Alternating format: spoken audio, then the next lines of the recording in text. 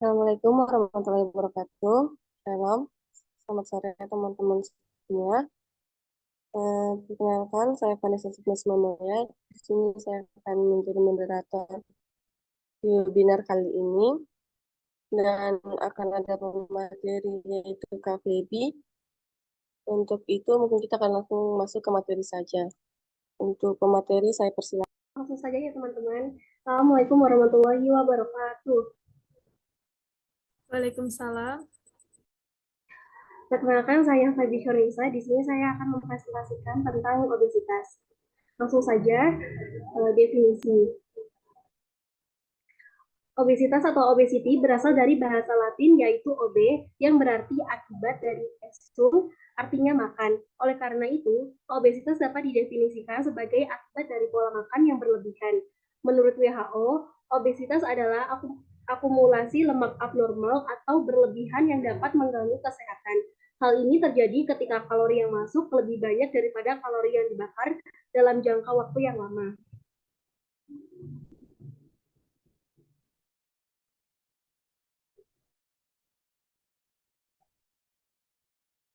Penyebab.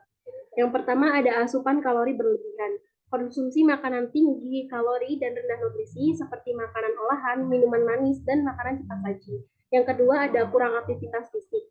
Gaya hidup kurang gerak, kurang olahraga, dan terlalu banyak waktu duduk. Yang ketiga ada faktor genetik.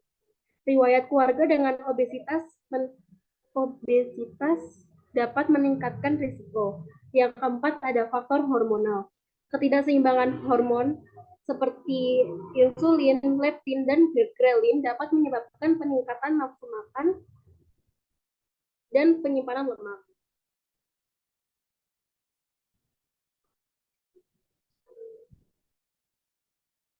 Faktor risiko. Yang pertama ada faktor genetik.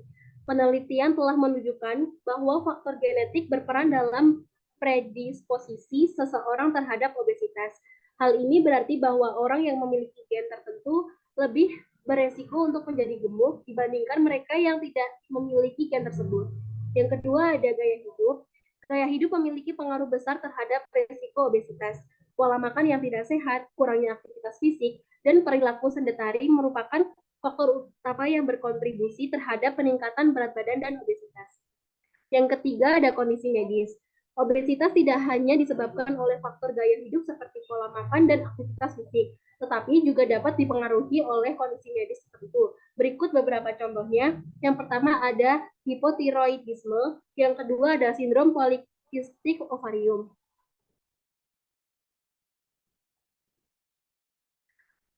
Selanjutnya ada dampak.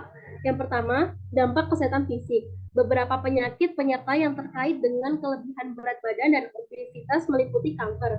Ada kanker payudara, endometrium, ovarium, kolorektal, esofagus, ginjal, pankreas, dan prostat. Dan penyakit lainnya ada diabetes tipe 2. Semua ini menyebabkan lebih dari 3 juta kematian di seluruh dunia setiap tahunnya. Yang kedua ada dampak pada kesehatan mental. Hubungan antara obesitas dan gangguan kesehatan mental tidak jelas. Namun, kelebihan berat badan merupakan stigma dan diskriminasi obesitas dapat menyebabkan beberapa gangguan mental. Bukti ilmiah menekankan pada peningkatan risiko harga diri rendah, gangguan suasana hati, gangguan motivasi, masalah makan, gangguan citra tubuh, masalah komunikasi interpersonal, dan semua ini secara langsung atau tidak langsung mempengaruhi kualitas hidup. Yang ketiga ada dampak pada aspek sosial. Konsekuensi komorbiditas fisik terkait obesitas meliputi gangguan psikologis dan stigmatisasi yang dialami oleh pasien obesitas. Stigma kelebihan berat badan dan diskriminasi yang diakibatkan tercatat di semua bidang kehidupan utama, termasuk pertumbuhan dan perkembangan, proses pendidikan, struktur pekerjaan, dan penyediaan layanan kesehatan. Orang yang mengalami obesitas paling sering diejek oleh guru, dokter, dan masyarakat. Kadang-kadang mereka juga mengalami diskriminasi, cemoohan, bias sosial, penolakan, dan penghinaan.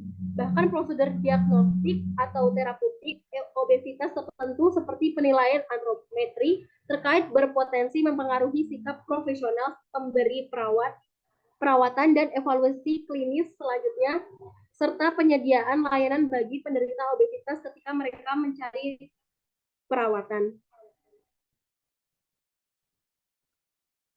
Selanjutnya ada pembahasan. Kegemukan atau obesitas ini dapat didefinisikan sebagai akumulasi lemak abnormal atau berlebihan yang dapat mengganggu kesehatan. Seseorang bisa dikatakan kelebihan berat badan bila indeks massa tubuh atau IMT lebih besar atau sama dengan 25. Akta Dwimawanti tahun 2012. Ada dua tipe obesitas, yaitu yang pertama ada tipe buah apel. Pada tipe ini ditandai dengan pertumbuhan lemak yang berlebihan di bagian tubuh sebelah atas, yaitu sekitar dada, pundak, dan leher. Pada pria obesitas umumnya menyimpan lemak di bawah kulit dinding perut dan rongga perut sehingga perut tampak gemuk dan mempunyai bentuk tubuh seperti buah apel atau apple pie. Disebabkan karena lemak banyak berkumpul di rongga perut, obesitas tipe buah apel disebut juga obesitas sentral. Karena banyak terjadi pada laki-laki yang disebut juga obesitas tipe android. Yang kedua ada tipe buah pir. Kelebihan lemak pada wanita disimpan di bawah kulit bagian daerah pinggul dan paha, sehingga tubuh terbentuk seperti buah pir atau pir type. Disebabkan karena lemak berkumpul di pinggir tubuh, yaitu pinggul dan paha. Obesitas tipe buah pir disebut juga sebagai obesitas perifer, dan karena banyak terdapat pada perempuan disebut juga sebagai obesitas tipe perempuan atau obesitas ginoid. Nama lain dari tipe obesitas ini adalah peripheral obesity atau gluteal obesity. Data. Mengutip data riset kesehatan dasar Kementerian Kesehatan Republik Indonesia pada tahun 2013, secara nasional masalah kegemukan pada anak usia 5-12 tahun masih tinggi, yakni 18,8%. Angka tersebut terdiri atas gemuk 10,8% dan sangat gemuk atau obesitas di 8,8%. Sedangkan prevalensi gemuk pada remaja usia 13-15 tahun sebesar 10,8%. Angka tersebut terdiri atas 8,3% gemuk dan 2,5% sangat gemuk atau obesitas.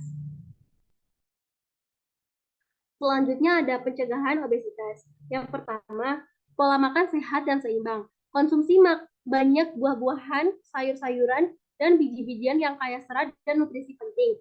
Pilih protein tanpa lemak seperti ikan, ayam tanpa kulit, dan kacang-kacangan. Batasi konsumsi makanan olahan, fast food, dan minuman manis yang tinggi kalori dan gula. Perhatikan porsi makan dan hindari makan yang berlebihan. Minum air putih yang cukup untuk membantu tubuh terhidrasi dan melancarkan metabolisme. Yang kedua ada aktivitas fisik rutin. Lakukan aktivitas fisik minimal 30 menit setiap hari, seperti berjalan kaki, bersepeda, berenang, atau berolahraga. Lakukan aktivitas fisik yang menyenangkan agar lebih termotivasi untuk berolahraga secara konsisten. Tingkatkan intensitas dan durasi latihan secara bertahap untuk membakar lebih banyak kalori. Libatkan seluruh keluarga dalam aktivitas fisik bersama untuk menciptakan gaya hidup aktif. Yang ketiga ada tidur yang cukup. Kurang tidur dapat mengganggu hormon yang mengatur nafsu makan dan metabolisme, sehingga meningkatkan risiko obesitas. Tidurlah 7-8 jam setiap malam untuk membantu tubuh berfungsi dengan optimal. Ciptakan rutinitas tidur yang teratur dan hindari penggunaan gadget sebelum tidur. Yang keempat ada kelola stres dengan baik. Stres dapat memicu hormon kortisol yang meningkatkan nafsu makan dan penyimpanan lemak. Lakukan aktivitas relaksasi seperti yoga, meditasi, atau mindfulness untuk mengelola stres. Luangkan waktu untuk melakukan hal-hal yang Anda sukai untuk membantu mengurangi stres. Cari bantuan profesional jika Anda merasa kesulitan dan mengelola stresnya. Yang kelima ada konsultasi dengan ahli gizi. Ahli gizi dapat membantu Anda untuk membuat rencana makan yang sesuai dengan kebutuhan dan kondisi Anda. Ahli gizi dapat memberikan edukasi tentang pola makan sehat dan membantu Anda mencapai target berat badan yang ideal. Konsultasi dengan ahli gizi sangat dianjurkan bagi orang dengan kondisi medis tertentu atau yang memiliki alergi makanan. Yang keenam, buatlah perubahan gaya hidup yang berkelanjutan. Mencegah obesitas membutuhkan komitmen jangka panjang untuk mengubah gaya hidup. Mulailah dengan langkah-langkah kecil yang mudah diterapkan dan ditingkatkan secara bertahap. Cari dukungan dari keluarga, teman, atau komunitas untuk membantu Anda tetap termotivasi. Ingatlah bahwa mencegah obesitas adalah investasi untuk kesehatan Anda di masa depan. Tubuh terhidrasi dan melancarkan metabolisme. Kesimpulan, kegemukan atau obesitas dapat dijelaskan sebagai penimbunan lemak berlebihan dalam tubuh yang dapat membahayakan kesehatan. Penyebabnya meliputi faktor genetik, lingkungan, pola makan yang tidak sehat, dan kurangnya aktivitas fisik. Obesitas dapat diklarifikasikan menjadi dua tipe berdasarkan penyebaran lemak dalam tubuh, yaitu tipe buah apel atau lebih umum pada pria, dan tipe buah pir lebih umum pada wanita. Pola makan yang berlebihan, termasuk makan di malam hari, serta kurangnya aktivitas fisik menjadi faktor utama yang berkontribusi pada obesitas. Pengukuran obesitas sering dilakukan dengan indeks massa tubuh atau IMT, di mana IMT lebih dari atau sama dengan 25 menunjukkan kelebihan berat badan. Untuk mengatasi masalah ini, penting untuk mengubah pola makan menjadi lebih sehat dan meningkatkan aktivitas fisik. Kebijakan publik dan perubahan gaya hidup merupakan kunci dalam menangani prevalensi obesitas di masyarakat. Sebelum saya tutup dan saya akhiri, apakah ada yang ingin bertanya?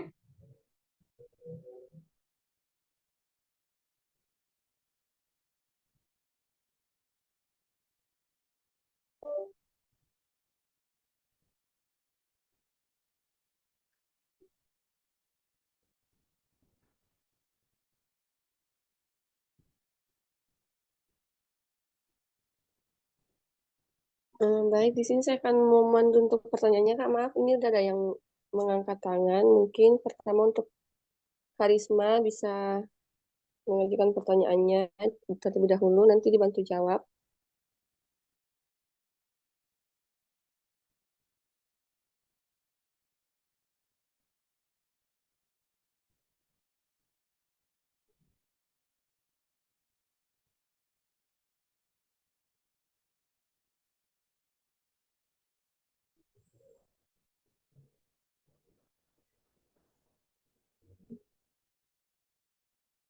Oh ya, pertanyaan Karisma di chat. Mungkin bisa pemateri untuk melihat di chat ada pertanyaannya.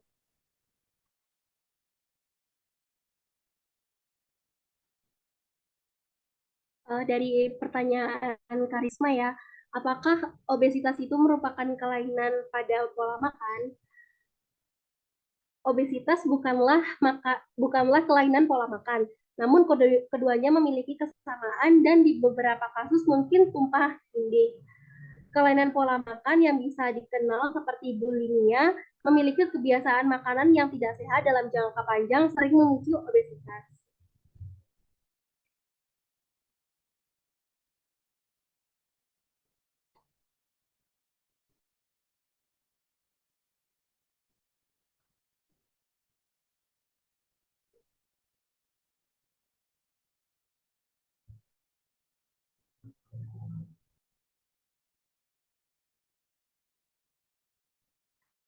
Selanjutnya ada pertanyaan dari Kak Pramesti Arum ya.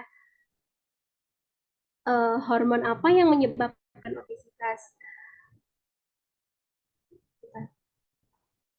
Leptin adalah hormon yang diproduksi dalam sel lemak dan juga plasenta.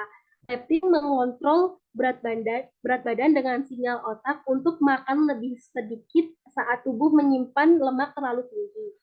Jika untuk beberapa alasan tubuh tidak dapat menghasilkan cukup leptin atau leptin tidak mendapatkan sinyal otak untuk makan lebih sedikit, ini akan hilang kontrol dan obesitas terjadi. Seperti itu.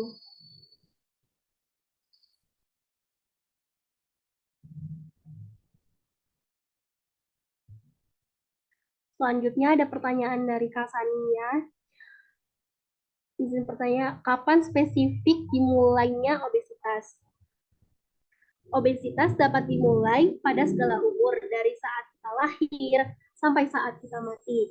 Ada banyak cara untuk mengevaluasi obesitas. Cara subjektif dapat dengan hanya dilihat. Cara objektif adalah dengan mengukur. Dengan cara menggunakan indeks massa tubuh atau IMT. Lingkar pinggang dan rasio pinggang sampai ke pinggul. Ketebalan lipatan kulit, bioimpedansi tubuh atau mengukur massa tubuh langsing dan massa lemak tubuh. Parameter yang paling umum dan paling banyak digunakan adalah BMI atau IMT.